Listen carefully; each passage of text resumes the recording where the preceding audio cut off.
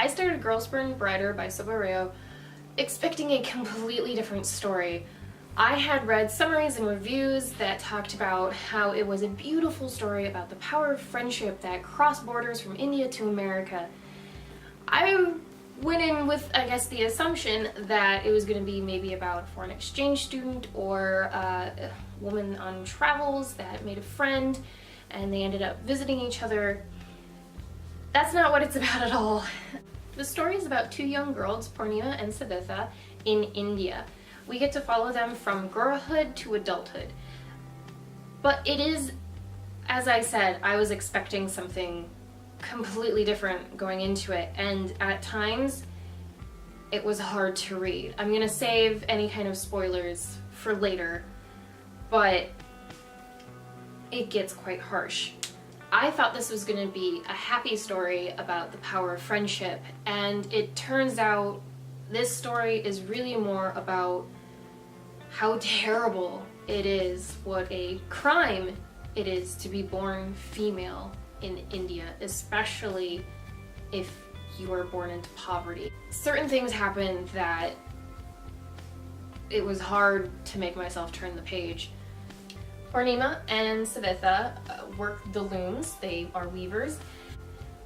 For Savitha, working the loom, being a weaver, is something that really, she has a lot of pride in this. It's really a deep part of her identity, and we find out later on that this is something that causes a big struggle later on, and yet also helps her through.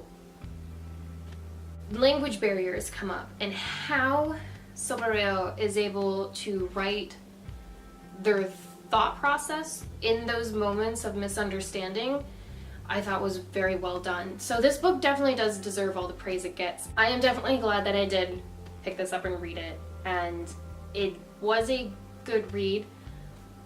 I'll get to the ending later, but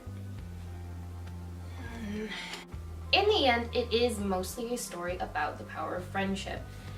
It is the power of that friendship that is able to give them a goal, something to strive for. There's a reason to push through all these scenarios. There's a reason to get through this and find this person and have your happy ending with them in that way. How the writer was able to portray the language barriers and the blockages in understanding or being able to interpret something new through the lens of someone that had never seen that before, I thought was very well done.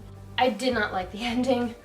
The ending is, to me, very unfulfilling. It's not conclusive. You know what's going to happen, but I would like to see if there had been 2 more sentences describing that next moment.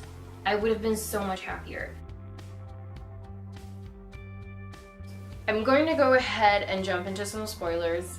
Girls Burn Brighter, the title, they talk about how all these girls have a light in them, and they end up in a brothel, both girls actually, and I think it's Purnima is able to identify that most of these girls, the light inside them has been extinguished, and it's something that she realizes that her light within herself has not been extinguished, and that makes her special. She was also burned earlier in the story. This ends up being both a hindrance and a gift in a way. It is a hindrance in that, well, now she can't get married, no one will have her. She can't really do anything traditionally of value. But on the other hand, it ends up being a great asset because no one will stare her in the face. She knows that she can make people uncomfortable if she just moves her face in a certain way because it contorts the burns. And she ends up using this to her advantage. This is how she gets to America. Her friend, Savitha, we see her hand gets cut off. And she has identified as a weaver. Being a weaver is really who she is. And again, this ends up being a hindrance and a benefit. It is a hindrance for obvious reasons. She's short a hand, she can never weave again. And this is one of the first things that she realizes is she's never going to know that feeling again of being able to throw the thread back and forth and watch a piece of cloth materialize from her own making. But again, her hand, or lack of, this injury of hers is what helps her get to America. And it also acts as a benefit before she even ships out, because of her lack of hand, she's not visited as much in the brothel. Most men don't want a woman that is missing a piece of herself physically.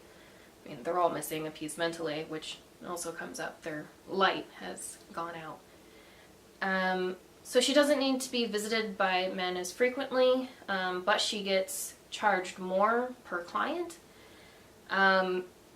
which is a benefit to her as well. So, and she notices that a lot of times when these men do come and visit her, they end up talking to her a lot of the time, instead of just, well, to put it very crudely, slam bam, thank you ma'am.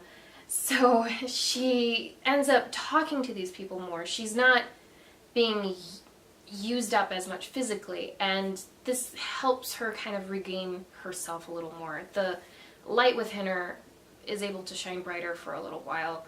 She's able to recall that strength that she had that was starting to slip away. But again, at the price of her hand. It's good to see life in another area, in another economic class, so you know what that is like, or at least know better what it is like. There's no way for me to know what growing up in a dirt floor hut in India working the loom is really like, because I'm never going to live that life. But it's something that I think people need to be exposed to other lives, and your understanding of the world needs to increase by being exposed to these kinds of stories. It gives you a sympathy, it gives you an empathy that otherwise you'll go through your whole life blind. And I think it is important to know how lucky you are to have been born into the life you were born into, the scenario you were born into. You create your life. And I also think it's important to know, you need to know what other people's stories are.